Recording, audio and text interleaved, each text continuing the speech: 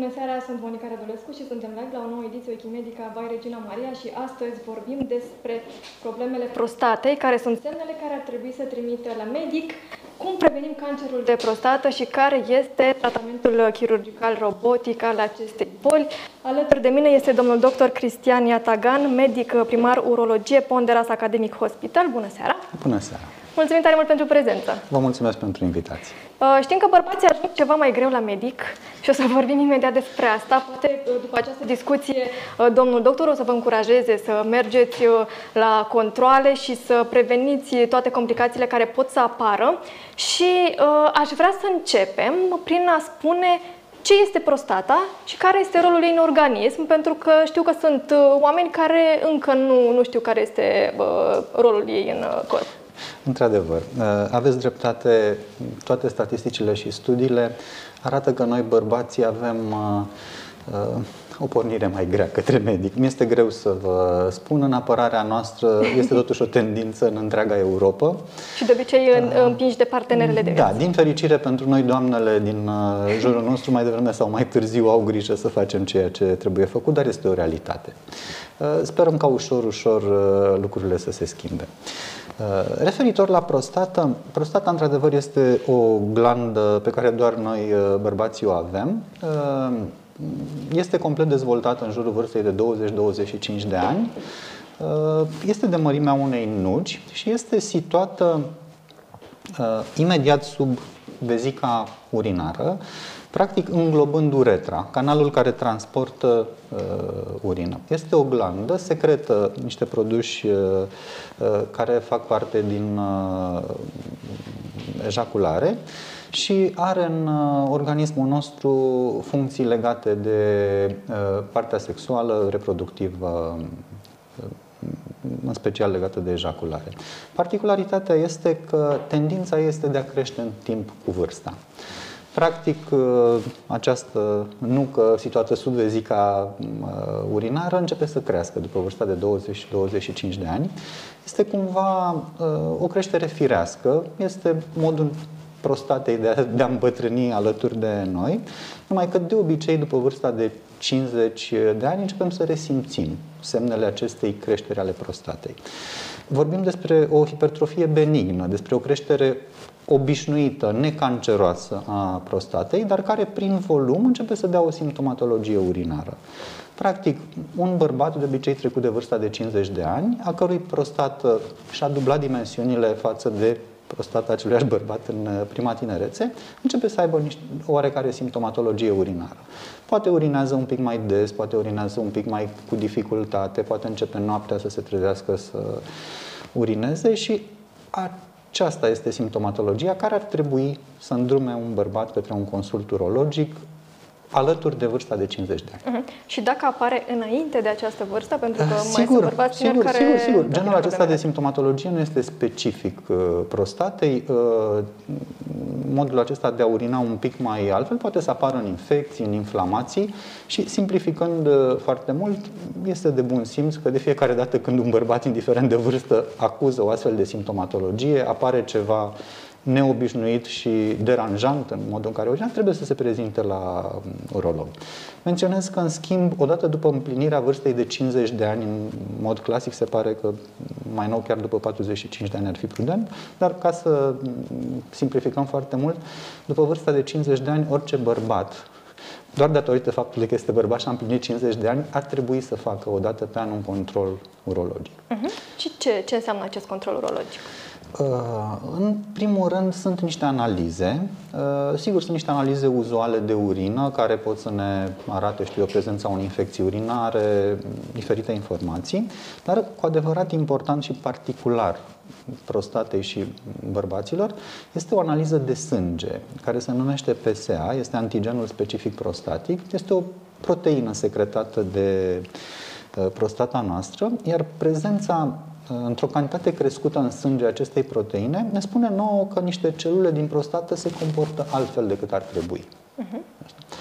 Și de aici încep căutările și discuțiile despre ce se întâmplă. Sigur, odată ajuns la medicul urolog, acesta are o discuție cu pacientul, află toate datele, îl consultă, se fac aceste analize, se fac niște analize imagistice.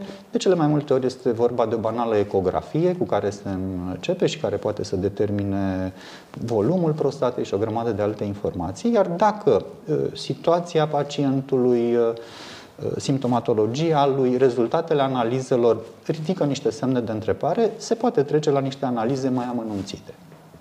Care ar fi? Care ar putea să fie suplimentarea ecografiei cu niște analize imagistice mai specifice, cum ar fi o ecografie transrectală sau un RMN, o rezonanță magnetică nucleară, care are pentru prostată sensibilitatea și specificitatea cea mai mare.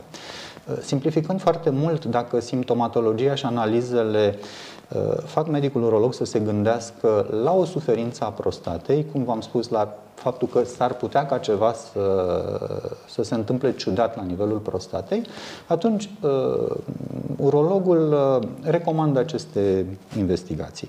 Dacă, spre exemplu, rezonanța magnetică nucleară multiparametrică făcută specific cu prostată descrie posibilitatea ca în interiorul prostatei să se întâmple ceva, știu eu, niște celule să-și schimbe modul de acțiune, se poate trece mai departe. Se poate recomanda o puncție biopsie prostatică, care, practic, într-un mod destul de minim invaziv, recoltează niște fragmente milimetrice din anumite zone suspecte ale prostatei, care, ajunse la anatomie patologică, la microscop, pot să pună diagnosticul. Un diagnostic de cancer, da? Dar până să ajungem acolo, aș vrea să mai povestim puțin despre, spuneți că prostata își modifică forma odată cu vârsta, da? Așa este. Dar pot fi și alte probleme care să ducă la o îmbolnăvire a acestei glande? Sigur că da. Am încercat să simplific foarte mult din motive didactice. Sigur, pot să existe infecții care să cantoneze la nivelul prostatei, pot să existe infecții bacteriene, care pot fi puse în evidență prin culturi, prin uroculturi, prin spermoculturi, care necesită tratament antibiotic, tratament antiinflamator. Există inflamații ale prostatei, există o categorie întreagă de alte afecțiuni care pot să modifice sensibilitatea și rezultatele PSA-ului. Bun, da. Foarte important de reținut este că odată ce apar aceste simptome, bărbatul respectiv domnul respectiv trebuie să se prezinte la medicul urolog. Medicul urolog este cel care îi va indica analizele de care spuneați dumneavoastră mai devreme. Este perfect adevărat. Bun. Spuneați de această analiză care ar putea să depisteze un posibil cancer, da? Cancer de prostată. Sigur că da. PSA-ul este cumva una dintre descoperirile medicale ale secolului. Descoperitorul PSA-ului a și primit, dacă nu mă înșel, și cred că mă înșel, un Nobel pentru medicină. Sigur, este o unealtă care, de fapt, ne ajută în depistarea unor celule care se comportă anormal în interiorul prostatei. Sigur, celulele canceroase se comportă anormal, produc mai mult PSA, se înmulțesc mai mult, dar PSA-ul poate fi modificat și în alte afecțiuni, nu doar în cancer. Ce încerc să spun este că o valoare PSA crescută nu trebuie să inducă în mintea pacientului ideea că am cancer, trebuie să aibă ideea că se întâmplă ceva deosebit la nivelul prostatei, lucru care trebuie investigat. Nu automat PSA-ul ne duce la ideea de cancer, ci la ideea că se întâmplă ceva deosebit și ar trebui investigat de către urolog. Sigur, este principala noastră unealtă de screening pentru a depista cancerul de prostată în stadii absolut incipiente și perfect vindecabile. Și înainte de a merge mai departe, aș vrea să le spun celor care ne urmăresc, pentru că sunt în număr mare, să ne trimită întrebările lor și să le lase în comentarii și vom răspunde la ele. Chiar aș vrea să vă citesc una dintre întrebări. Bună seara, domnul doctor, socrul meu are PSA 15 și vârsta 79. Ce este de făcut? În principiu, dacă domnul la 79 de ani este un bărbat relativ sănătos, merită de făcut un drum și făcut o consultație la un urolog, fără să fie o urgență sau o mare spaimă, dar recomandarea este să consulte un urolog, care poate să indice ce investigații ar trebui să facă suplimentar, care au sens, ce tratament poate fi luat suplimentar. Îi recomand doamnei să încerce să facă o programare la un urolog. Și apropo de ce spuneam noi mai devreme, că bărbații nu merg la medic, spune cineva, bărbații nu se duc la medic de rușine, din păcate, dar uneori măcar la 2 ani să mergem. Da, este o realitate, într-adevăr, că noi bărbații, și v-am spus că, din păcate, nu este doar la noi în țară, este, se pare, o tendință europeană cu mici lucruri specifice nouă, au oarecare reziliență în a merge la medic. Poate că are legătură și cu faptul că pentru noi consultul urologic survine cumva mai târziu în viață. Practic, un bărbat începe să se gândească să discute cu un urolog mai în apropierea vârstei de 50 de ani, pe când doamnele sunt mai obișnuite cu ideea unui control ginecologic anual, cu mai multă vreme, ca să păstrăm o simetrie. Sigur, este o realitate, dar tocmai prin campaniile de informare pe care le ducem și care, să știți că de ani de zile încep să-și arate rezultatele, se simte o îmbunătățire a acestei situații. Internetul este o sursă, un acces ușor la informație. Din păcate, este foarte multă informație și greu de triat, uneori de proastă calitate, dar, cinstit, bărbații din zilele noastre care au acces la informație medicală, chiar dacă uneori de proastă calitate, sunt mult mai informați și ajung mult mai ușor la medic decât ce se întâmpla, știu eu, în urmă cu o generație. Asta e foarte bine și voiam spun că asta încercăm să facem și noi aici la Wikimedica, să facem educație medicală și să avem medici invitați care să explice oamenilor pe înțelesul lor și important este să meargă la medic, să meargă din timp. Aș vrea să mai rămânem puțin la cauze. Stilul de viață poate să afecteze în vreun fel prostata? Sigur că da. În principiu există niște corelații demonstrate științific și da, stilul de viață este unul dintre principalii factori implicați. S-a dovedit statistic că obezitatea, un regim de viață sedentar, un aport exagerat de carne, de proteină animală, influențează riscul apariției cancerului de prostată și al suferinței prostatice. Sigur, există mult mai mulți factori implicați, dar răspunsul este da. Și simplificăm foarte mult un stil de viață sănătos cu ceva sport, cu ceva dietă, ca să ajungem, poate să influențeze foarte mult în bine și acest lucru. Bun, un stil de viață echilibrat. Așa, mergem mai departe cu această investigație. Spuneați dumneavoastră, dacă este nivelul crescut, nu înseamnă neapărat cancer. Da. Poate să însemne și altceva. Da. Apare și această reacție și o ușoară spaimă, tocmai accesul foarte ușor la informație. Un bărbat ajunge să-și facă un PSA, valoarea PSA-ului este crescută. Pacientul află că PSA-ul este testul de screening pentru cancerul de prostată și automat se face conexiunea: am PSA-ul mare, am cancer de prostată. Lucrurile nu stau așa. Un PSA mare traduce faptul că ceva se întâmplă în neregulă la nivelul prostatei și trebuie investigat ce. Într-adevăr, printre condițiile care pot să ducă la un PSA mare este și cancerul de prostată.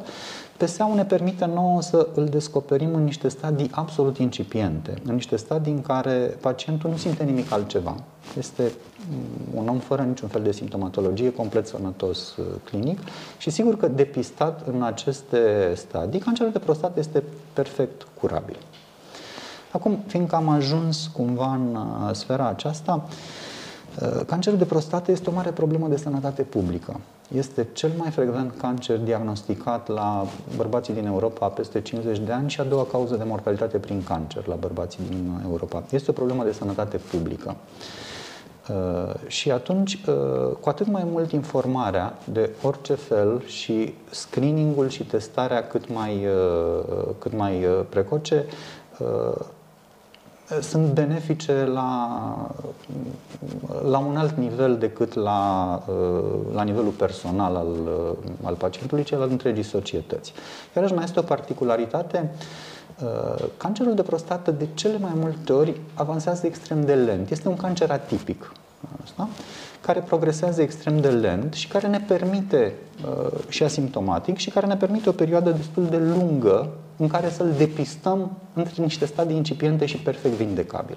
De asemenea, un cancer de prostată diagnosticat chiar un pic mai târziu, când poate nu mai este perfect vindecabil și curabil, poate fi ținut sub control cu un tratament relativ ușor de accesat o perioadă foarte lungă. Simplificând foarte mult, de cele mai multe ori cancerul de prostată este o boală blândă și lentă, care ne dă posibilitatea să o depistăm, să o învingem sau măcar să putem trăi cu ea. Și odată pus acest diagnostic, ce face pacientul mai departe? Bun. Presupunând că un pacient a ajuns să primească diagnosticul de cancer de prostată, medicul urolog, în primul rând, o să stadializeze cancerul de prostată. O să facă, în plus, câteva investigații suplimentare care să arate care este situația în momentul respectiv. Simplificând foarte mult, dacă boala este localizată doar la nivelul prostatei, fără să se fi răspândit în vreun fel prin organism, și aici vorbim de un stadiu localizat care este perfect curabil, vindecabil, sau dacă boala este puțin mai avansată și de la nivelul prostatei există la nivelul organismului, știu eu, sistem osos sau ficat plămâni, sedii secundare ale bolii, și atunci se instituie niște tratamente sistemice care, menționez, au rezultate foarte bune în a ține boala sub control. Și chirurgia? Chirurgia se adresează în principiu cancerului de prostată localizat, care este și perfect curabil. În rare cazuri se adresează stadiilor avansate care beneficiază de hormonoterapie, de imunoterapie, de radioterapie. Acum, pentru fiecare pacient există un tratament individualizat. Există protocoale generale și reguli generale, dar fiecare pacient este unic, iar situația lui este judecată și croită pe specificul pacientului. Nu doar stadiul bolii este cel care dictează tratamentul. Sigur, este unul dintre puncte, dar în același timp este vorba de agresivitatea bolii, fiindcă există boli mai agresive și boli mai puțin agresive. Este vorba de vârsta pacientului și, de fapt, este vorba de speranța de viață a pacientului, nu atât vârsta din buletin, cât de fapt care este speranța de viață, și aici se discută de o speranță de viață de peste 10 ani care te obligă să încerci să faci un tratament curativ. Sigur, este vorba de preferința pacientului, fiindcă existând mai multe opțiuni de tratament, fiecare are avantaje și dezavantaje, și atunci pacientul conștient și informat optează pentru un tratament care îi se potrivește. Și, nu în ultimul rând, e vorba și de accesibilitatea la anumite tratamente, de expertiza echipei medicale din preajma pacientului, de opțiunea de a avea acces la mai multe tratamente. Tratamentul cancerului de prostată este individualizat pentru fiecare pacient, legat de pacient, de stadiul bolii și de opțiunile de tratament. În acest cadru, chirurgia este tratamentul principal, dacă doriți, în stadiile în care se caută vindecarea bolii și, bineînțeles, asta se face efectuând o operație care se numește prostatectomie radicală, care înlătură în totalitate prostata cu veziculele seminale și uneori niște limfoganglioni inghinali din zona respectivă. Dar este afectată în vreun fel funcția sexuală dacă îndepărtăm prostata? Pentru că este o întrebare este o întrebare absolut corectă. Chirurgia prostatei este o chirurgie extrem de delicată. Da? Dacă doriți, fie și numai din cauza poziționării prostatei, care este adânc în micul bazin, într-un spațiu destul de îngust și de greu de accesat. Este vorba de o chirurgie oncologică în care prima țintă este rezultatul oncologic, practic siguranța scoaterii în totalitate a țesutului canceros, după care este o chirurgie funcțională, fiindcă pacientul după chirurgie trebuie să, la modul ideal, să își păstreze aceleași capabilități funcționale de dinainte de operație. Iar asta vine în al doilea și al treilea punct de țintă, în afara radicalității oncologice, este recuperarea actului micțiunii și, de fapt, a continenței urinare cât mai complet și, bineînțeles, la păstrarea funcției sexuale, respectiv a erecției. Răspunsul este da, chirurgia prostatei influențează ambele aceste lucruri, mă refer și atât la modul de a urina, la continență, cât și la potență. Vestea bună este că medicina și chirurgia zilelor noastre, la un pacient diagnosticat într-un moment optim, poate să ofere o vindecare de cancer cu păstrarea funcțiilor aproape neschimbate față de înainte. Și vorbim aici de operația clasică sau vorbim de operația chirurgicală cu ajutorul robotului, pentru că știu că există la Ponderas această opțiune? Sigur că da. Chirurgia prostatei, ca orice chirurgie, poate fi făcută în mod clasic, convențional, prin chirurgie deschisă sau poate fi făcută minim-invaziv și aici vorbim despre chirurgia laparoscopică sau chirurgia prezentului, cum cred că este corect să-i spunem, chirurgia laparoscopică asistată robotic sau chirurgia robotică. Este tot o chirurgie minim-invazivă, tot laparoscopică, dar asistată de un sistem chirurgical computerizat care practic potențează capabilitățile chirurgului. Asta. Și, într-adevăr, tehnologia robotică ne ajută foarte tare în a obține aproape, hai să nu spunem 100%, dar în a obține rezultatele dorite în urma unei operații de cancer, respectiv siguranța oncologică, scoaterea în totalitate a cancerului și prezervarea funcției urinare și funcției sexuale. Din acest punct de vedere, chirurgia robotică are față de chirurgia clasică sau față de laparoscopia convențională niște avantaje deosebite. Spun asta ca un chirurg care sigur a început să facă chirurgia prostatei în modul clasic convențional, după care am trecut la chirurgia laparoscopică și după care am avut norocul să am acces la tehnologia robotului chirurgical Da Vinci Xi, care este în țară de mai mulți ani, care de câțiva ani realmente înflorește. În momentul ăsta sunt mai multe unități robotice în București și în țară, ceea ce este o chestiune extraordinară pentru chirurgie și pacienți în general, nu doar pentru noi. Iar acest tip de chirurgie ne oferă nouă posibilitatea să facem cumva o chirurgie dincolo de capacitățile noastre de chirurgi. Adică? Practic, robotul Da Vinci Xi, și noi avem acces la cel mai modern sistem de chirurgie robotică la ora actuală din lume, potențează capacitățile chirurgului. Când operez cu robotul Da Vinci Xi, și aici citez un foarte bun coleg și prieten, doctorul Mircea Onaca, intră în sala de operație cea mai bună variantă a mea.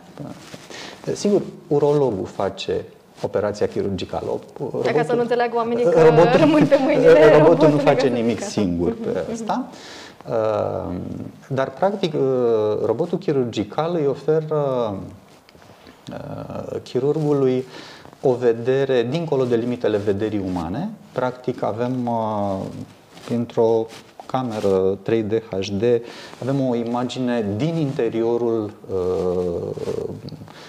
corpului care practic te translatează, te simți că ești în interiorul respectiv, este dincolo de orice imagine care poate fi obținută cu lentile sau cu ochiul liber. Practic vedem mult mai bine structurile, dincolo de ce poate vedea ochiul uman. Și în plus de asta, instrumentele robotice sunt niște instrumente miniaturizate care, de fapt, sunt o replică în miniatură a mâinilor chirurgului, numai că sunt încărcate cu mult mai multe grade de libertate. Fac niște mișcări care sunt inaccesibile mișcărilor chirurgului.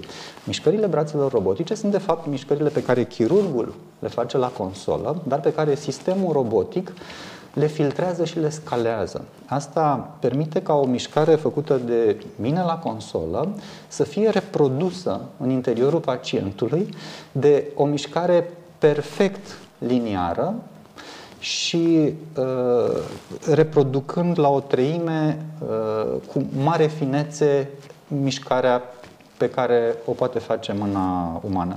Practic, ne duce chirurgia un pic dincolo de limitările noastre biologice referitor la vizualizarea leziunilor și la capacitatea de a face anumite mișcări. Brațele și instrumentele robotice au 7 grade de libertate dincolo de tot ce poate să facă o mână umană. Chirurgul acționează singur și controlează atât imaginea, camera video și de fapt acționează pe rând 3 brațe robotice și nu 2 cât are un chirurg în... Am înțeles, dar ca să beneficieze de această terapie este important ca acest cancer să fie depistat într-un stadiu cât mai incipient, da?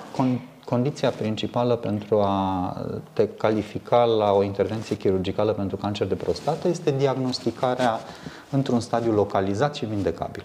Și aș vrea mai departe să luăm întrebările celor care ne urmăresc și le mulțumim tare mult că sunt alături de noi. Una dintre ele sună așa: dacă am suferit o intervenție pentru îndepărtarea cancerului, este posibil ca această afecțiune să revină? Există o posibilitate, dar statistic vorbind este destul de redusă. Sigur că după orice intervenție chirurgicală pentru cancer, protocolul de urmărire al pacientului este extrem de ferm. Se repetă analizele, se repetă valoarea PSA-ului, care trebuie să devină 0,0 după operație, se fac explorări imagistice și, de fapt, primul control este și diagnosticul final cel adevărat al bolii este faptul că prostata canceroasă cu veziculele seminale sau cu ganglionii limfatici, unde este cazul, ajung la anatomie patologică și sub microscop se spune exact ce era acolo și de fapt că s-a reușit scoaterea în țesut sănătos și că practic nu mai există cancer în organism. Noi avem informațiile astea relativ devreme după operație. Un pacient operat care la 2 săptămâni după operație, examenul histopatologic spune că marginile sunt sănătoase, iar PSA-ul făcut la 3 luni este 0,0, noi știm că practic nu mai există o celulă canceroasă în organism. Dar protocolul de supraveghere este destul de strict, iar în cazurile rare în care totuși se dovedește că la momentul efectuării operației existau microscopic niște celule care ar putea să evolueze, acest protocol ne ajută ca pacienții, trecând la niște tratamente complementare, care pot să fie tratamente hormonale, radioterapie, să țină sub control foarte bine suferința. Răspunsul este da, foarte puțin probabil, iar în cazul rar în care se întâmplă așa ceva, de cele mai multe ori știm lucrul ăsta foarte devreme și putem foarte ușor să ținem sub control evoluția apoi. Și pentru că ați menționat mai devreme de radioterapie, cred că este foarte important să spunem și de tumor board, pentru că știu că din ce în ce mai multe spitale au acest concept, acest tumor board, care este important în de fapt, legal, tratament. De fapt, din punct de vedere legal, toate spitalele ar trebui să fie organizate la modul acesta. E adevărat că în unele părți se face poate un pic mai mult formal, câteodată încărcătura foarte mare de muncă te obligă să eficientizezi cumva. Sigur că da, orice pacient oncologic, orice pacient diagnosticat sau investigat pentru un cancer, în clipa în care îți pui problema stadializării și a oferirii unui tratament, hotărârea trebuie luată într-o comisie disciplinară, la care trebuie să facă obligatoriu parte chirurgul, dacă există un tratament chirurgical, oncologul medical, radioterapeutul, anatomopatologul, imagisticianul, fiindcă este vorba de explorări imagistice, și această comisie oncologică discută în amănunt cazul, stadializarea, opțiunile de tratament, ce este mai bun și mai ușor de tolerat pentru pacient, și această comisie oncologică este cea care stabilește și propune tratamentul ideal, ca să-i spunem așa, pentru fiecare pacient în parte. Și, bineînțeles, da, la noi la Honduras Academic Hospital, lucrul ăsta este respectat cu strictețe. Și e important ca oamenii să rețină că dacă, din păcate, se confruntă cu așa ceva, e important să aleagă un spital, să meargă la o clinică care are acest tumor bor, pentru că e vorba și de timpul pe care îl pierdem. La modul ideal, toate lucrurile ar trebui făcute la modul acesta. Sigur, există diferențe în gradul de accesibilitate al, știu eu, pacienților din țara noastră la diferite centre cu expertiză și ăsta este un deziderat care se realizează și la noi și din ce în ce mai multe locuri. Inclusiv în spitalele de stat, da? Ar trebui să existe. Da, sigur. Și în marea majoritate există. Asta. Bun. Mergem mai departe cu o altă întrebare. În ce stadiu al cancerului este nevoie de intervenție chirurgicală? După cum am încercat să punctez puțin mai devreme, intervenția chirurgicală este una dintre opțiunile de tratament. Ea se adresează pacienților la care cancerul este prins localizat la nivelul prostatei și la care, simplificând foarte mult, o intervenție chirurgicală poate să scoată leziunea bolnavă și să lase pacientul curat de cancer. Da. Bun. O altă întrebare. Am PSA 78, mi se spune că este foarte mare și că este cancer de prostată. E adevărat? Trebuie, într-adevăr, o valoare a PSA-ului de 78, cum ne scrie pacientul nostru, este o valoare mare a PSA-ului. Această valoare ne spune nouă că la nivelul prostatei dumnealui se întâmplă ceva în neregulă. Nu înseamnă automat că pacientul are cancer de prostată. Sigur, este posibil ca pe lângă alte suferințe și aceasta să fie, dar această valoare a PSA ar trebui să ducă pacientul nostru repejor la un consult urologic. Mulțumim și mergem mai departe. Sunt foarte multe întrebări și aș vrea să răspundem la toate cele care intră. Imediat, după radioterapie, se mai poate face operație pentru extragerea prostatei? Dacă da, după cât timp? Se poate face. Acum, la pacienții la care prima opțiune terapeutică a fost radioterapia locală, se întâmplă ca la unii dintre aceștia evoluția în timp să sugereze de fapt persistența și evoluția locală a cancerului. Faptul că radioterapia nu a reușit să omoare sau să țină sub control complet leziunea canceroasă și, după cum v-am spus, urmărirea este extrem de riguroasă și dacă în timp, prin creșterea PSA-ului sau prin imagistică și RMN, apare dovada că acolo lucrurile nu sunt ținute sub control, există opțiunea chirurgiei de salvare după radioterapie. Este adevărat că țesuturile iradiate se comportă puțin altfel și din punctul ăsta de vedere operația este un pic mai dificilă. Dar în ziua de azi, în centrele cu expertiză mare, în centrele care au acces la tehnologie modernă, respectiv laparoscopie, chirurgie robotică, se fac prostatectomii de salvare după radioterapie. Bine, mulțumim. Mergem mai departe. O altă întrebare. Tatăl meu a fost diagnosticat cu cancer de prostată acum 3 ani, de atunci face injecții cu hormoni. Cât timp se fac aceste injecții? Bun.